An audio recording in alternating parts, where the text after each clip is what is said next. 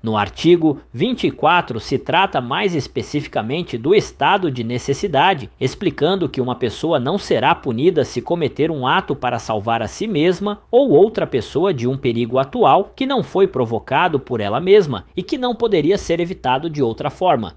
Exemplo: Maria está dirigindo e vê um acidente de carro. Para salvar uma pessoa presa no veículo em chamas, ela quebra a janela do carro com um objeto pesado. Maria cometeu o crime de dano, mas agiu em estado de necessidade para salvar a vida da pessoa. Abaixo, no parágrafo 1º do artigo 24, explica que o estado de necessidade pode ser aplicado mesmo que o perigo tenha sido causado por uma ação voluntária da pessoa, desde que essa ação não seja ilícita. Para entender, voltamos ao exemplo de antes. Você está fazendo uma trilha e decide explorar uma área desconhecida. De repente, você se depara com um animal selvagem que ameaça atacá-lo. Para se proteger, você usa um pedaço de madeira para afastar o animal. Mas aqui, mesmo que você tenha escolhido explorar a área, sua ação para se proteger é justificada pelo estado de necessidade. No entanto, no parágrafo 1º, se a pessoa tinha a obrigação legal de enfrentar esse perigo, ela não pode usar o estado de necessidade como defesa. São exemplos: o policial em serviço. Um policial tem o dever legal de enfrentar criminosos. Se ele se recusar a agir alegando estado de necessidade, essa defesa não será aceita. O bombeiro. Um bombeiro deve enfrentar incêndios. Se ele se recusar a entrar em um prédio em chamas para salvar alguém, o médico de plantão. Um médico de plantão tem a obrigação de atender emergências. Se ele se recusar a tratar um paciente em estado crítico, não pode usar o estado de necessidade como justificativa.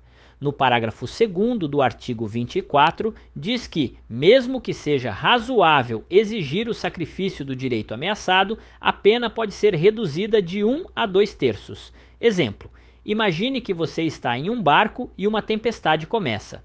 Para evitar que o barco afunde, você joga parte da carga no mar. Embora fosse razoável esperar que você sacrificasse a carga para salvar o barco, se você for processado por danos à carga, a pena pode ser reduzida porque você agiu em estado de necessidade. Artigo 25 fala diretamente da legítima defesa. O artigo 25 define a legítima defesa como a ação de uma pessoa que, usando os meios necessários, repele uma agressão injusta, atual ou iminente, contra si mesma ou outra pessoa.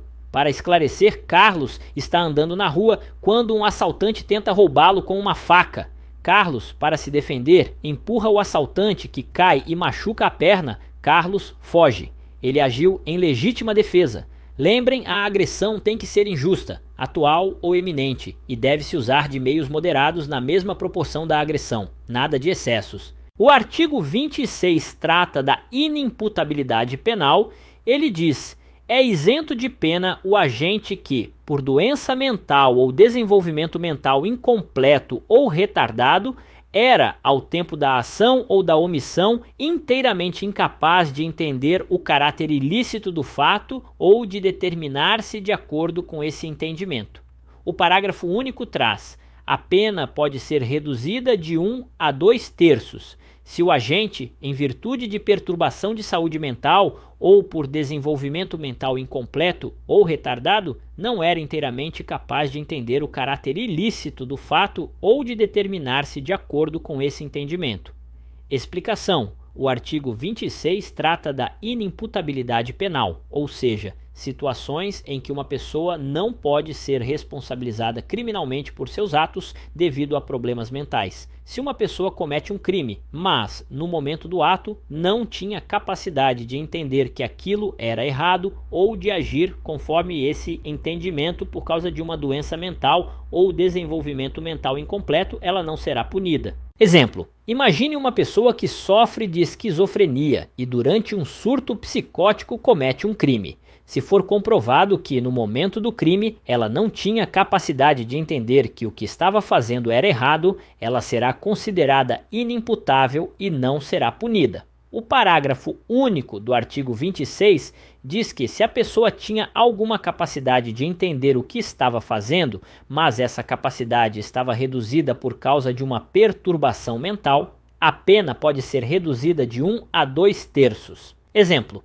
uma pessoa com um leve retardo mental comete um crime. Ela tinha alguma noção de que o que estava fazendo era errado, mas não conseguia entender completamente. Nesse caso, a pena dela pode ser reduzida. O artigo 27 diz: os menores de 18 anos são penalmente inimputáveis, ficando sujeitos às normas estabelecidas na legislação especial. Ou seja, o artigo estabelece que menores de 18 anos não podem ser responsabilizados criminalmente. Em vez disso, eles são submetidos a medidas socioeducativas previstas no Estatuto da Criança e do Adolescente, ECA. Para entender se um adolescente de 16 anos comete um crime, ele não será julgado como um adulto. Em vez disso, ele será submetido a medidas socioeducativas, como internação em uma instituição para menores infratores. O artigo 28 não excluem a imputabilidade penal e a emoção ou a paixão,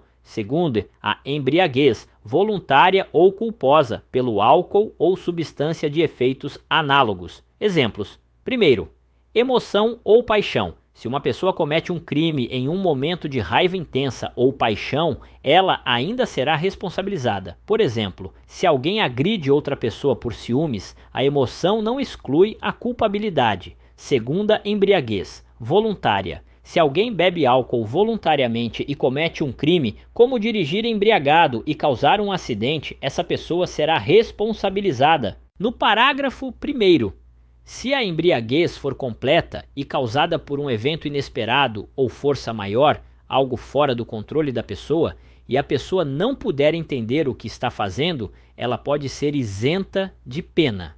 Exemplo: alguém é forçado a beber uma grande quantidade de álcool contra sua vontade e, em estado de embriaguez completa, comete um crime. Nesse caso, pode ser considerado isento de pena. No parágrafo 2º, se a embriaguez for causada por um evento inesperado ou força maior e a pessoa tiver sua capacidade de entendimento reduzida, a pena pode ser diminuída. Exemplo: alguém ingere uma bebida sem saber que contém álcool e com a capacidade de entendimento reduzida comete um crime. A pena pode ser reduzida. Artigo 29 do concurso de pessoas. O artigo 29 trata do concurso de pessoas, que é quando várias pessoas participam de um crime. Todos os envolvidos podem ser punidos, mas a pena será aplicada de acordo com o grau de participação e culpabilidade de cada um. No parágrafo 1º do 29 fala da participação de menor importância. Se alguém teve uma participação menor no crime, como apenas vigiar enquanto o crime é cometido, a pena pode ser reduzida. Neste sentido, imagine que uma pessoa fica de vigia enquanto outra rouba uma loja. A participação do vigia é considerada de menor importância, então sua pena pode ser reduzida. Lá no parágrafo 2º vem a figura do crime menos grave. Se uma pessoa queria participar de um crime menos grave, mas o resultado foi mais grave, ela será punida pelo crime menos grave, mas com aumento de pena se o resultado mais grave era previsível. Exemplo: alguém participa de um plano para roubar um carro, mas durante o roubo o motorista é morto. Se a pessoa só queria roubar o carro e não matar ninguém, ela será punida pelo roubo, mas a pena pode ser aumentada porque a morte era previsível.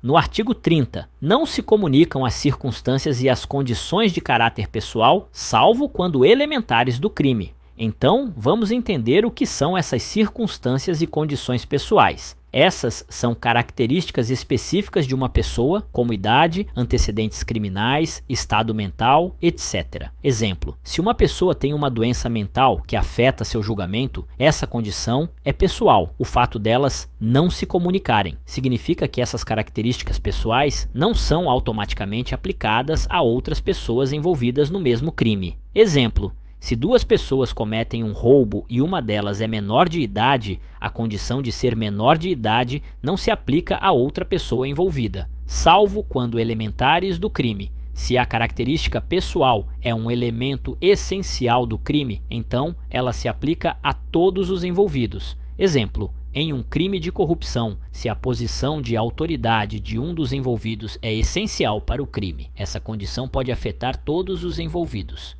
Mas, e como entender isso na prática? Imaginemos um roubo. cometido por duas pessoas. João e Maria cometem um roubo. João tem antecedentes criminais, mas Maria não. A condição de João ter antecedentes criminais não se aplica a Maria. Cada um será julgado com base em suas próprias circunstâncias. Para fixar o exemplo do crime de corrupção, Pedro, um funcionário público, e Lucas, um empresário, cometem um crime de corrupção. A posição de Pedro como funcionário público é essencial para o crime. Portanto, essa condição pode influenciar a pena de ambos, pois é um elemento do crime.